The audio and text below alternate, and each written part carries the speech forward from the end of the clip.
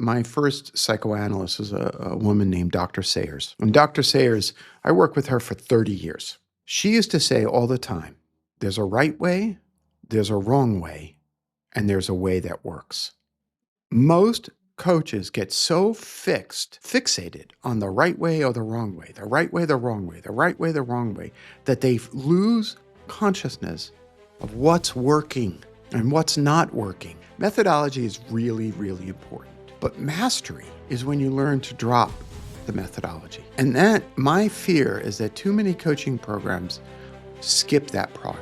I'll make it as a coach, light the spark inside, empower every soul to turn the tide.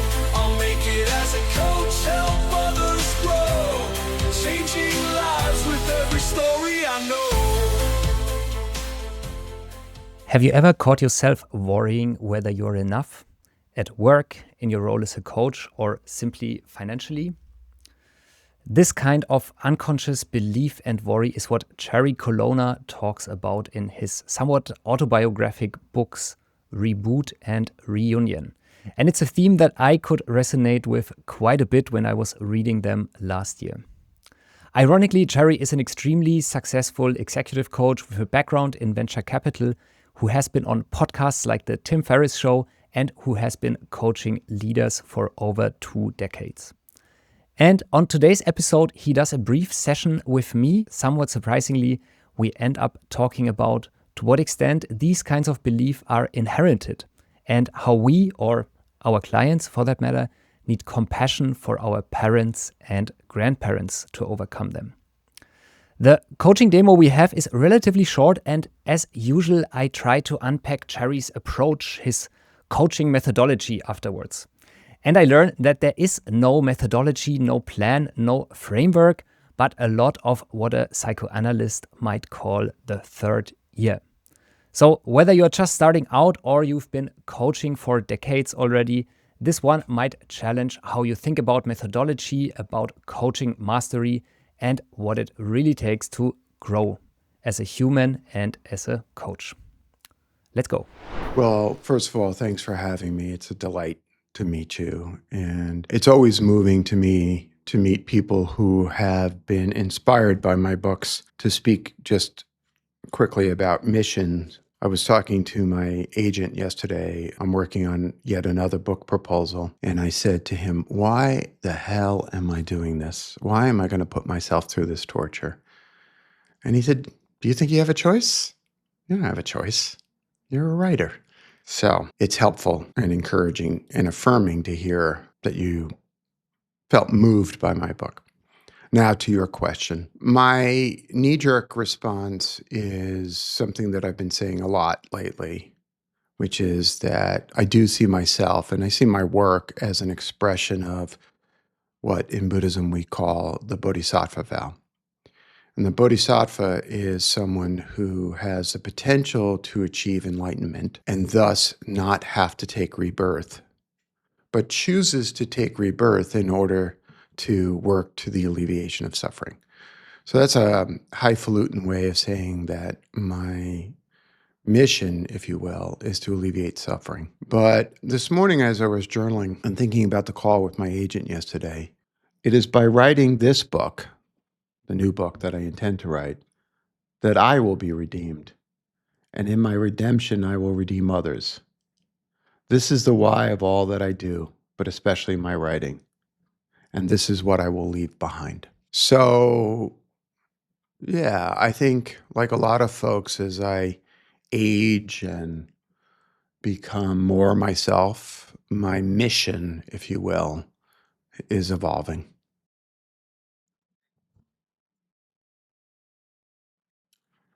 Whomever is suffering. I mean, when you're a first responder to suffering, you don't pick and choose.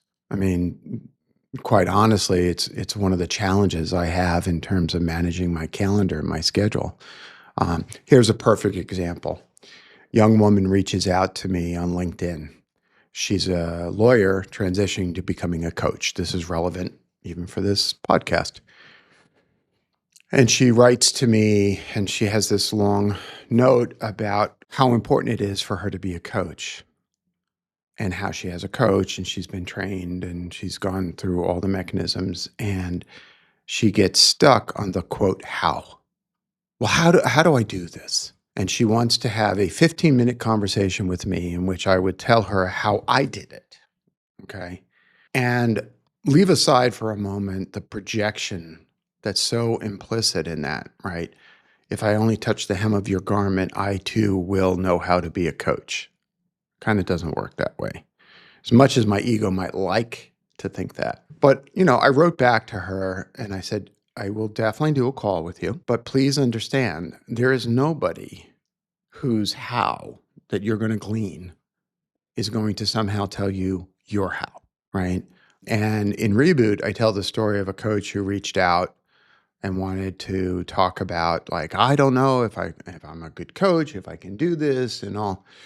And we went for a long walk, not quite a German length walk, but close. And I realized that what she was really feeling was the anxiety of not knowing if she was enough, and really wanting someone else to assure her that she was enough. And I suspect that so that's a kind of suffering and so then what I do with my calendar is I squeeze in, and how long did it take us to find a time to speak?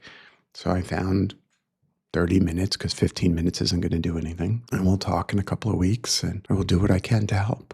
Nice. Thanks for sharing. I'll get back to that suffering in a bit, but maybe as a means of introducing you a bit more, can you talk about, in your life as a coach nowadays, who's a typical client of yours and how do you usually help, or what do you help them with? Well, I would say that the predominant profile of my client base, and I have about 40 individual clients, you see that problem that I was mentioning before.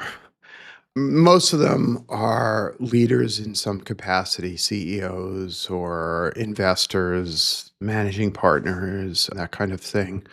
A few are individuals in transition. For the most part, those are the people that I work with on a regular basis. And I do 2 sessions a month. Sometimes I'm taking emergency phone calls. Like I was in Barcelona last week and I had to do a couple of emergency phone calls from clients. Sometimes it's just a text or an email.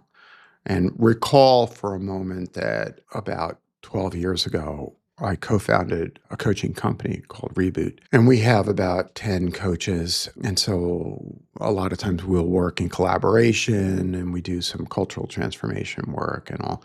But we work under the rubric of executive coaching, if you will, even though the distinction between executive and life coaching is a little pedantic and silly, but that's okay by any means necessary. Especially.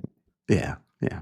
And I guess for many of these clients, it's also hard to differentiate work and life. Like that's right. I mean, you know the material. It's, I want to be a better leader and I can't sleep at night. Or I want to be a better leader and why do I want to fire everybody who works for me? Or I want to be a better leader and why do I feel so incompetent all the time? I want to be better. I mean, you know the material. It's whether there are 100,000 employees or 5 employees, the material is the same. The context is vastly different and the tactics are different, but it's essentially the same. Mm-hmm. And what you shared earlier about this lady who reached out to you about wanting to be a coach, but underneath possibly worrying, is she enough? That seems to be a reoccurring theme in your books, in your work. And it's also what really resonated with me. And can you talk a bit about how this theme of being enough and overcoming, to a large extent, possibly this quest has shaped or has evolved throughout your life? Well, the first thing I'll actually comment upon is the fact that it even resonated with you, and it's something that you've seen either with, I'm imagining, the listeners of this podcast or even your own clients. So let's just do a little math. Let's imagine, mathematically speaking, statistically speaking, that this is the predominant theme in all of your encounters, and it's so much so that you feel it. What can we extrapolate from that? Well, the first thing we can extrapolate that is that this is a human condition problem. You know, I wrote or I published Reboot in 2019, and it's been incredibly well received. I've had an extraordinary number of people be moved by the book. But the phenomena that really most moved me, and I wrote about this in Reunion, my second book, was the phenomena best exemplified by a conversation I had with a young woman named Joy Tende Kangari. Joy is a barrister in Ireland, and she came to a book reading, and she was the only Black person in the entire room. And she sat in the front row, and she kept nodding and nodding and nodding as I talked about things. And in this particular instance, I talked about the phenomena of early parentification and how common that is among leaders, where as children, we are forced into a leadership role, often within our family experience. And I can see the wry little smile on you. Okay. So we're talking about this, and she comes up to me and she says, yeah, that happened to me. My father died when I think she said 13. And I said, oh, I'm so sorry. That's, And then she said, yeah, he was killed on Robben Island. Now, Robben Island is the prison where Nelson Mandela was held. And then she went on to say, yeah, he was beaten to death by the South African police. See, he was a freedom fighter from Zimbabwe who'd been caught on the border and beaten to death. And then she said to me, and then she, as she grew up, she emigrated to Ireland. And again, as I said, became a barrister.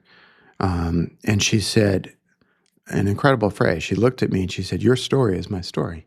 And what's phenomenal about that is I grew up in Brooklyn. I did not grow up in Zimbabwe. I am a old, straight, cisgender white guy from Brooklyn. Our stories could not be more different. And yet, the thing that moved me most about the experience of having written Reboot, I did not anticipate this, was how many people would find resonance in the stories that I tell. It was a long way back to what you were saying before. This phenomena, there's a subsection in one of the chapters of Reboot, and the subtitle is, I am enough just as I am. I am enough just as I am. Now, the reason I wrote that, hint, hint, hint, is because I struggle with that. The reason I wrote that is because I worry about that. Even to this day, I'm 62 years old and I still fucking worry about it. Okay, I'll get off a call with a client and I'll go, did I break them? Did I screw them up? Was I there for them? Was I the first responder to suffering that I yearned to be? All the stuff. So I think that this is a core wound, especially in the West. I think this is a phenomena that exists. And I mean, I won't go into the socioeconomic reasons why I think this is so, but I think that there's this disturbance in our psyche, our collective psyche, that worries about whether or not we're good enough. And it goes beyond imposter syndrome. It's this core sense of when we care so much about the world, am I a good enough husband? Am I a good enough parent? Am I the man that my parents thought I was going to be? Am I the man that is capable of overcoming what my parents thought I was going to be? Right? All of these phenomena add up to this universality of the experience. Yeah.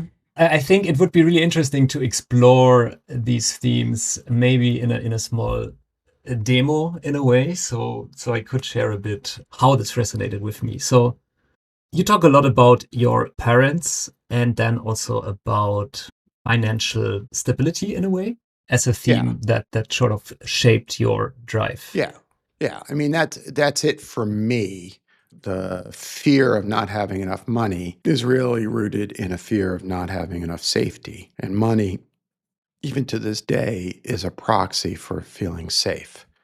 So occasionally I will freak out that I've spent too much money. And then I have to sort of bring myself back and realize, I'm not feeling safe. And then I have to examine what's making me feel unsafe. And then all of a sudden, magically, I have enough money. Anyway, that was the roots of my story. Yeah, and I think for me, I've been financially safe for all my life, I would have to say. But I think for my father, this really was his theme, like making sure that the family is financially safe. This was the focus of his life, and driven, I would say, a lot by fear and by looking on what is wrong and what is not there. So he used to work in a bank, basically checking the credit work of other people. So his focus in his life was also kind of finding the other people's mistakes or errors. What could possibly go wrong, looking at risks. Or what could possibly undermine their credit and therefore their fiscal safety. Yeah, that's the positive framing. Yeah, thank you. Well, it And yeah, I manifested think that in a kind of obsessive picking apart of people. I would say so. Yeah, yeah. And then he would always say, like, why don't you go in public service and become a civil servant, you know, where you have maximum job security and these sort of things. And I followed that path to the extent that I went into engineering studies, became a energy engineer on paper at least. Did you go to a really good school? Good enough, I would say. Yeah. Okay, keep going. And then while I was at that good school, actually, he was diagnosed with sort of bipolar psychosis. And this is also where until nowadays my sort of passion for mental health comes from to some extent. So that went on for 10 years, this journey, eventually ended in his suicide, actually. Oh, wait, we need to pause. And that's a big statement. I can feel the suffering inside of that, including his, but also that of his family. What was his first name? Halloween. May you rest in peace. Yeah, and this is just for context in a way. Yeah, where your work resonated with me was this. While we were going through this, we started Metafox next to the coming out of the engineering studies. I stayed in the energy sector for a while, but then basically went down the psychology publishing road in a way. And was always trying to explain to him, like, look, this is how we make an impact. This is also how we becoming more and more stable as a company. And yeah, I think he had a hard time getting that, or like still worrying, are we safe and financially, and am I now, like, you know, how is it in terms of health insurance if you're self-employed? Like these kinds of questions. That's what he would ask a lot. Yeah, I forget. Did you read Reunion, my second book? So yes, you know that I unpacked why my father was as he was. And, very briefly, he discovered on his wedding day to my mother, because his mother was so angry with him, he discovered that he'd been adopted. She stood at the back of the church during the ceremony and screamed, calling my mother a prostitute, and then screamed, "You're not my son, you were adopted." And that set me on a path to try to understand my father's drinking, his depression. And the quick story is that when he was 18 months old, he was given up for adoption. His birth mother was a 20-year-old hotel maid, an immigrant from Ireland. And in the book, I as part of this writing the book, I went to Ireland where she is buried, and I went to her gravesite. That story comes to mind because there may be something in there for you to really understand the roots of your father's fears, which might have manifested in the bipolarity, right? It's easy to think of the bipolarity as the root cause of his emotional state, but you could flip it. So bear with me. Do you know what year your father was born? 1957. Okay. So what was Germany like in 1957? Still recovering from the war. Yeah. And at the same time, like growing, rebuilding rapidly. What happened to his parents? They grew up in a very small village with sort of a farm and also kind of the local village pub. So And do you think that they were always safe? for sure, no. His father was in the war. Okay. So just hold on to that thought. Your father was born into an environment where the lack of safety was a predominant. So of course he was fearful. And, as for many people, money, or in this case, get a civil service job, get a job that has a lot of stability with it, was a really important theme for him, because even though the economic boom had begun by 1957, the memories of the loss are still in the collective unconscious. Does that Yeah. make sense? Yeah. And looking at this on a meta level, what you're suggesting is me trying to have empathy for the situation of my father and his father. Right. And you know why? Will help. Yeah. So that you can have empathy for yourself. Because the part of you that worries about whether or not you're enough may have been fueled by a father who looked at all the things that you did and implicitly said, that's not enough. You need to do this. And so you could fight him, or you could understand him, so that you don't have to worry about being enough ever again. Because just as you are, you're enough. Kind of a radical thought, huh? Yeah, wild idea. Yeah. And how do I make that thought stick or get that to a sort of subconscious level? Because on a, like, having trained as a coach and all of this, this seems kind of obvious, like having empathy, having self-compassion. Right. Though I think whenever days are full and shit hits the fan and it's hard to get away from the laptop in the evening, that's the moments when I don't remember. So let me reflect back what you just said. When I'm under duress, when I'm stressed, I regress to these belief systems. Now I'll use coaching language. I regress to these belief systems that have shaped me. You can relate to this language. You're familiar with what a subroutine is, right? In computer programming. Okay. So think of this belief system. I am not enough is a subroutine that you inherited. And you asked a really important question, and I'm going to respond to it both as a coach in this moment, kind of working with you, but also as a bit of a mentor coach for the people who are listening, okay?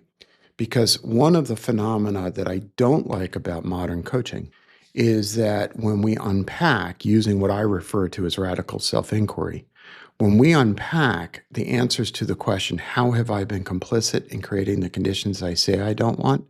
My infamous question. The natural impulse is to slap our forehead and say, what an idiot I am.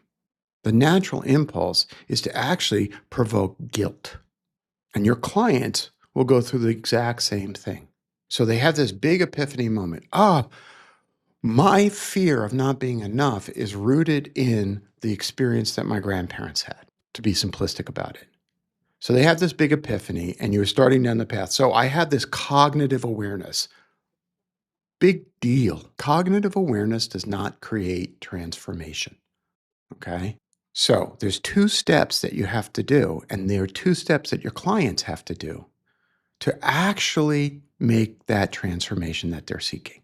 Because you were starting in the back. How do I get, like when I'm under duress, when I'm stressed, that old belief system comes back. Okay? All right. So there's a 2-step process, to put it simplistically. The first step is to recognize the benefit. And this is really confusing for people. Okay, let's imagine for a moment that grandma and grandpa, your father's parents, were a bit afraid. They had their life, they probably inherited the farm, or they certainly inherited the vocation. So farming goes back multiple generations. They probably lived in a beautiful location. They had a simple life, the kind of life that we in an urbanized environment yearn for, right? And yet the war, and not just World War II. I mean, go back to World War I, go back to the 1920s, go back to the poverty, okay? So they grew up in an environment where they thought they had things, but there was some anxiety. So that anxiety about being enough, about being safe, about being able to be loved and to feel like you belong, all that's stirred up. And so they raise a son. And I bet you they sent that son to a good school. Maybe not the best. Yeah. Oh, But they got that son an education. Because what did they want for that son? Do you have children? One son. Okay. What do you want for your son? Absolutely the best, right? You want that son to feel loved, to feel safe, to feel like they belong. So they probably put, I don't know, I'm going to make fun. They put lederhosen on him and he goes off to school. Right? Maybe not in 1957, but close maybe. He's not Bavarian. Okay. So he goes off to school and he does his best and they say, study hard and you'll have a good life. And he studies hard and he doesn't dream big. He doesn't want to create the next great Mittelstand company. He just wants to have a good life, settle down, be able to pay his bills, right? And so he takes a boring as shit job because he wants to be safe. Okay. So we look at all this. Look at the benefit. You know what the benefit is? You. All that anxiety from grandparents to father resulted in a son who got a great engineering degree, who's got the privilege and the capacity to say, I actually want something more out of my life. There's something more there. In fact, he has the privilege of making sure that as a father, he's going to give his son all of the love, right? All of the love. He's not going to be hypercritical. He's not going to find fault every 5 minutes in order to keep him safe. He's going to love the crap out of that kid. That's the benefit. That's the good that came out of all of that negative. So the first thing we have to do when we're trying to transform it is to appreciate what that subroutine has done for us. Oh my goodness, that subroutine got us out of whatever circumstance that we were in so that we can then be in this circumstance. That's thing one. All right, now pause. Thing two, only repetition creates transformation. It's not cognitive awareness. Cognitive awareness is a necessary condition for transformation. You have to understand what was going on. But it's only an overly rational mind that thinks cognitive awareness will do it. Oh, I know smoking's not good for me, therefore I won't smoke. It doesn't work that way. So when you catch yourself doing the same thing, I'm stressed, I'm worried about this, or when I catch myself worrying about money, I get really, really curious. What is it that I'm really worried about? Oh, I'm worried about whether or not my kids love me. I have a 11-week-old granddaughter, my first grandchild. I worry about whether or not I'm going to have enough of a relationship with her so that I can be the granddad that I'd like to be. And my default mode is to worry about money. So I investigate with curiosity. I send myself a whole bunch of love, and then I let it go.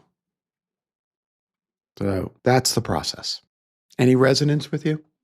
Yeah. So it starts with this empathy towards your heritage in a way.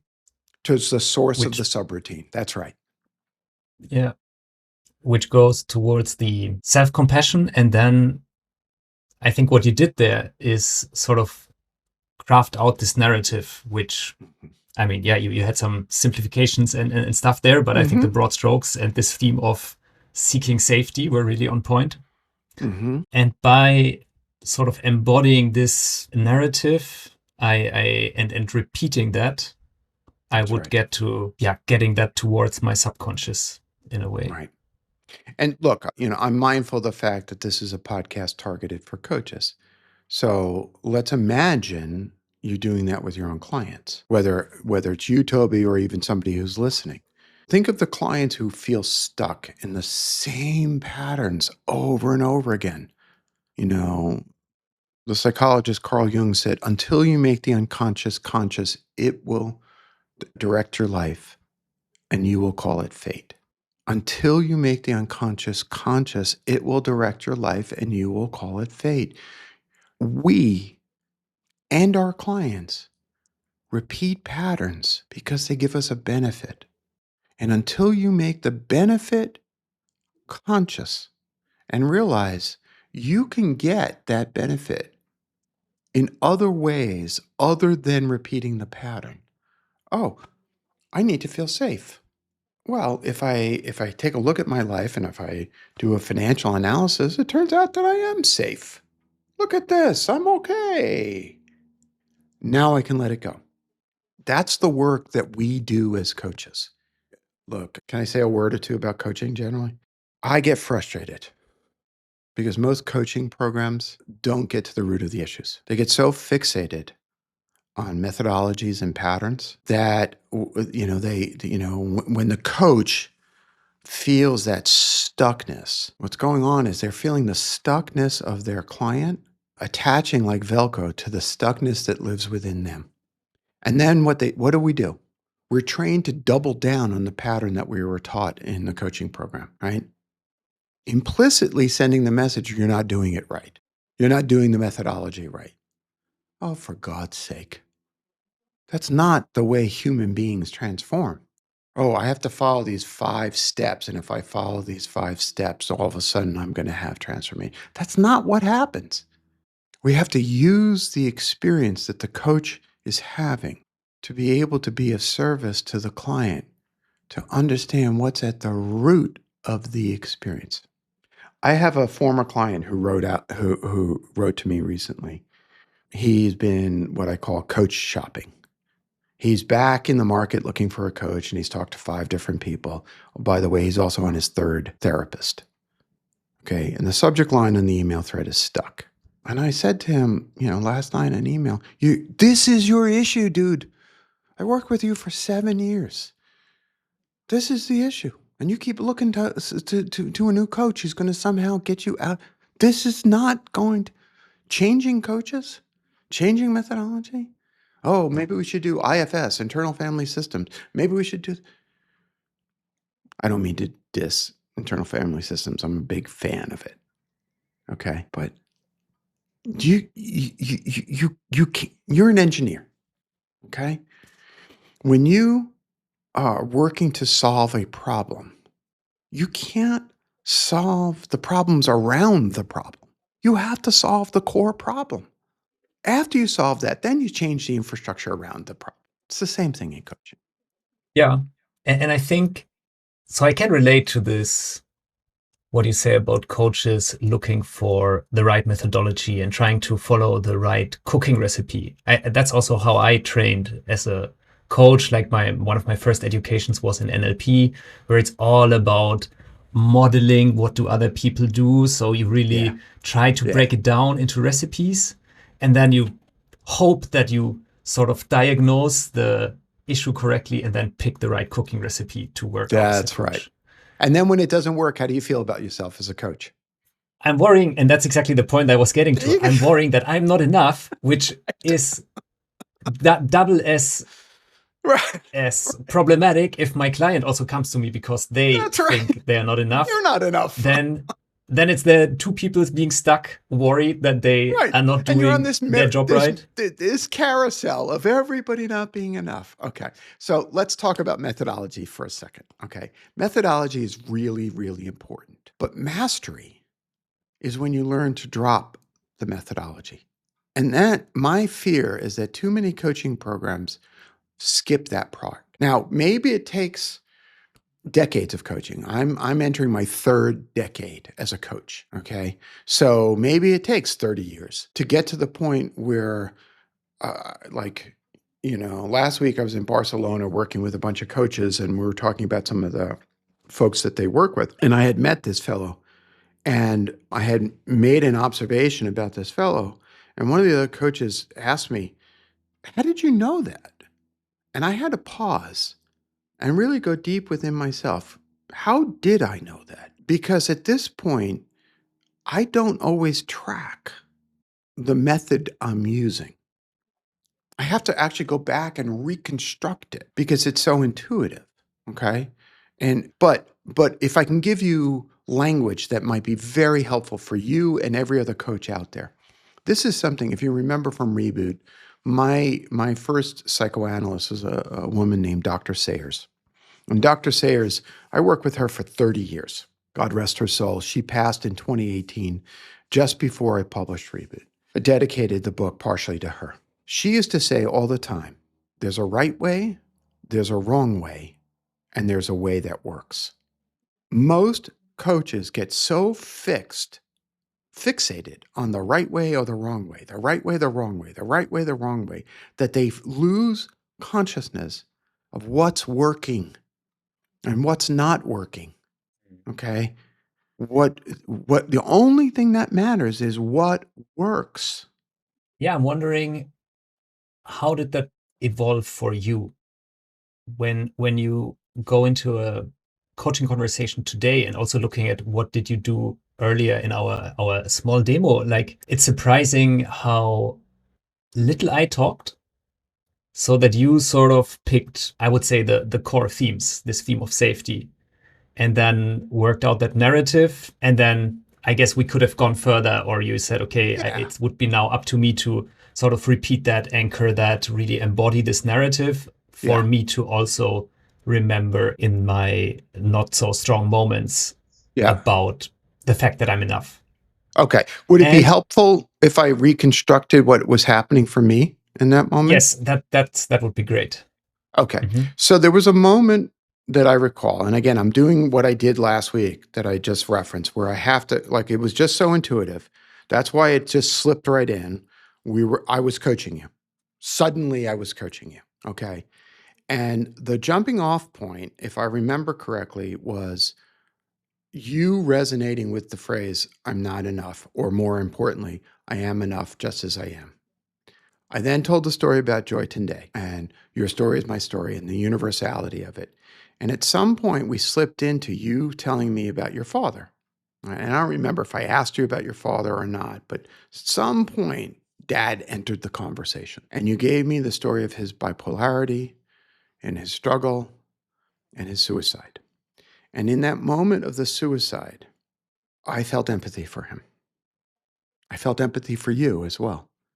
And what was happening for me, and a psychoanalyst would say, I started to feel what's called countertransference. I wasn't your father, transference. We had dropped whatever projection you might have carried coming into this conversation. Oh, it's the old G coach, Jerry. I have to be really good in this conversation. That's projection.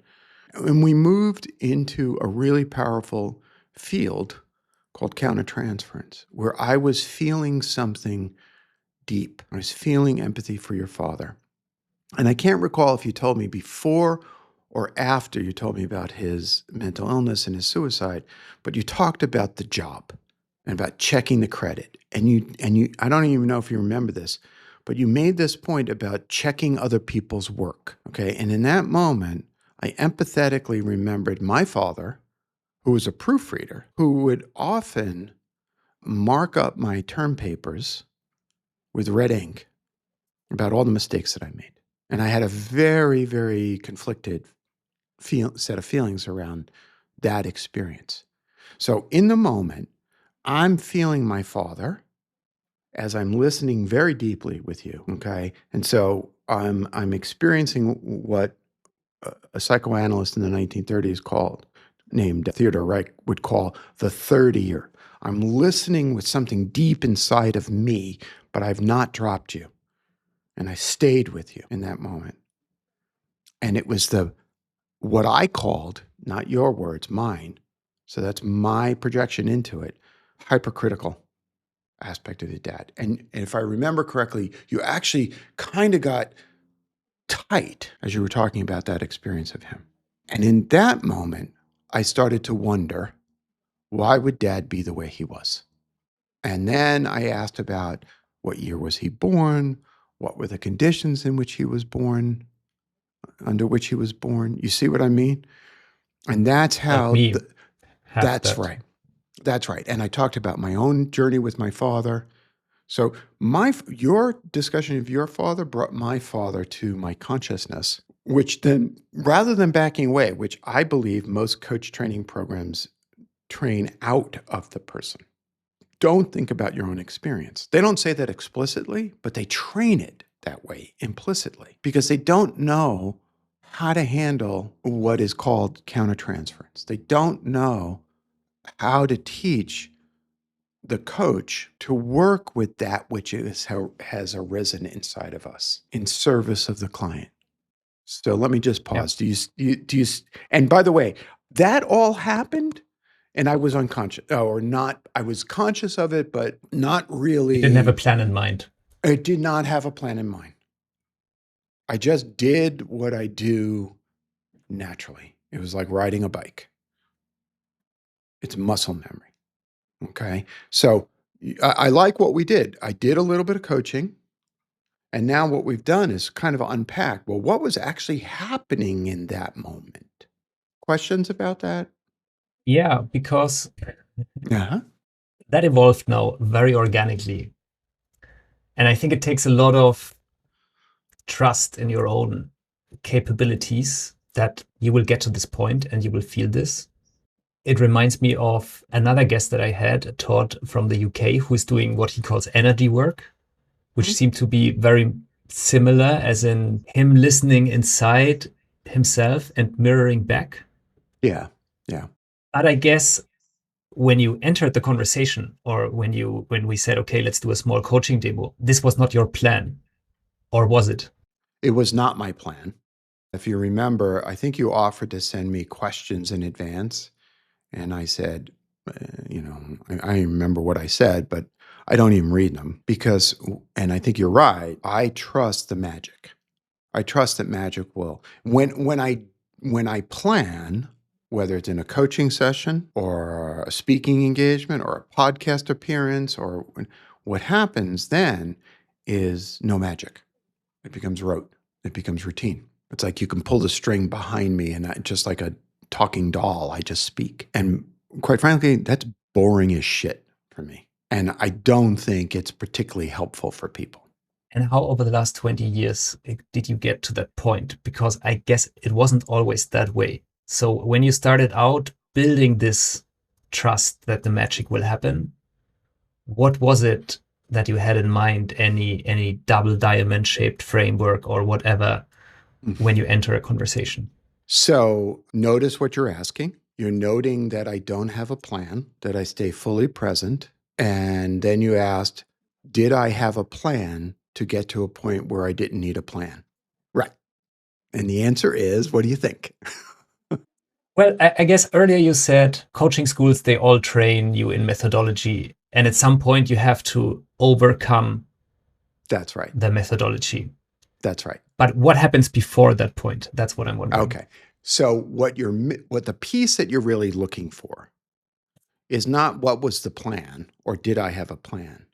The piece that you're looking for is at what point and in what way did I start to examine what was actually happening in the coaching session for me? Okay. So, because that's how it happened. And if you go back, all right, you probably know this about me. I journal every day. I've been journaling every day since I was 13. Okay. If you go back 20, 25 years, a lot of the journaling entries are about the coaching experience that I was going through. Client or as a coach? As a coach, right? What is happening? And, you spoke about the other guest who comes to the same conclusion through a different doorway. They're coming through an intuitive healing kind of energy work experience. I'm coming through and using the language of psychoanalysis because I have been in psychoanalysis for 40 years. I continue to see my analyst, a different one, twice a week. Yeah, you just raised your eyebrows. Because here's the piece that too many coaches fail to do: supervision. Okay, we get trained and then we're out into the world. Hello, the potential for malpractice is enormous. I've got the methodology. What do I need to talk to somebody about my coaching for? Because this is a spiritual vocation. This is not just another job. And if you treat it as just another job, get out of the field because you're going to damage people. So I have multiple levels of supervision where months ago, I walked into my analyst's office to talk about this strange transferential relationship I have with a client who very much feels like, I mean, first of all, everybody projects onto me that I'm their father. I'm the good father for so many people, right? And I have to work with that. I can disappoint clients if I don't, if I'm not minutely paying attention to them. All of a sudden, there's like, oh my God, dad has dropped me kind of thing. So I have to be very aware of all of that that's going on. And I will bring a lot of that into my conversation. So the short answer to your question is, it was what evolved over time was my use of my therapist first, and then a conscientious effort to enter into this zone of supervision. At Reboot, we do peer supervision, right? We have 10 coaches and we work in what we call pods, and people bring client cases into the conversations and we talk about. And then Reboot also offers a program called Reboot Supervision, where I don't want to be in the training business. First of all, as a business person, it's a shitty business. More importantly, it takes me away from client work, and I don't want it. But supervision is kind of interesting. Supervision is, how can you, as a trained coach, be better? As a coach, but also as a human. That's right. That's exactly right. That's exactly right. We use the work to do our work, to complete the process of becoming the human being that we were born to be, so that we can be in bodhisattva-like service to our fellow human beings through the magical lens of being a coach. It is such a gift to be a coach. We have an ethical and moral responsibility to continue to grow as a coach, to listen to podcasts like yours. So if I'm now the Cherry from 25 years ago, I'm a coach who has started out, who still sticks very much to their methodology and their frameworks. Yeah. What would you tell me to get on this path of trusting the process? There's a right way, there's a wrong way, and there's a way that works. At the end of your sessions, journal. Ask yourself what worked. Pay attention to what feelings came up for you. When I take my notes, I have an old-fashioned clipboard, okay? And when I take notes, on the left-hand side of the page, I write what the client says. And on the right-hand side of the page, I write what I'm feeling. After the session, So doing that. I'm during the session. And so what I'm doing is, I often visualize myself as I have two eyes. One eye is on the client and one eye is turned inward. What is happening? What is happening? What is happening inside of me? Am I feeling tight? Can I breathe? Am I feeling anxious? I remember the moment when this was really, really important for me. When I first started coaching, I used to have to sit in meditation after every single session because I was so feeling it all. I would even smudge using a sage stick to get rid of the energy. And I started noticing that certain clients, I would end the session and I was like massively anxious. Like, what the fuck? I was fine this morning. Now I'm anxious.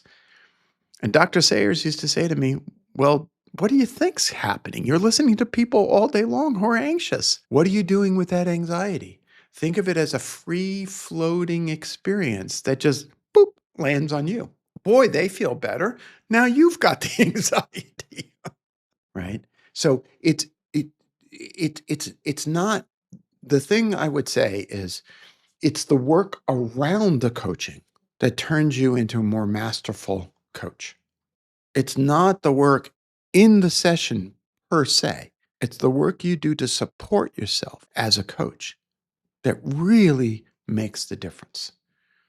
Otherwise, you're just going to be one of these executive/life coaches that, struggles to get clients, and, maybe you have a client, maybe your average retention is 8 months, 12 months.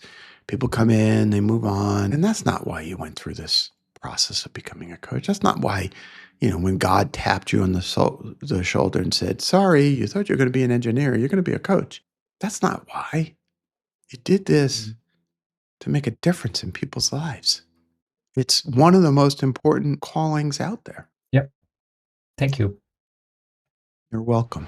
That's it for today. If you want to learn more about Cherry's work and also his own approach to overcoming those beliefs, check out his book Reboot or Reunion, which is the one about, I would say all this inheritance themes.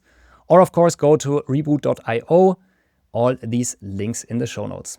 In 2 weeks, we'll continue our conversation and look a bit how Jerry translates this wisdom into his own leadership bootcamps and how he helps leaders to master the art of growing up. If today resonated with you, share this episode with a fellow coach or a friend. And of course, if you have any feedback, drop me an email to tobias@metafox.eu. I'm Tobi, co-founder of Metafox Coaching Tools, and I'll see you in the next episode here in 2 weeks. All the best on your own journey towards becoming an impactful coach. Cheers.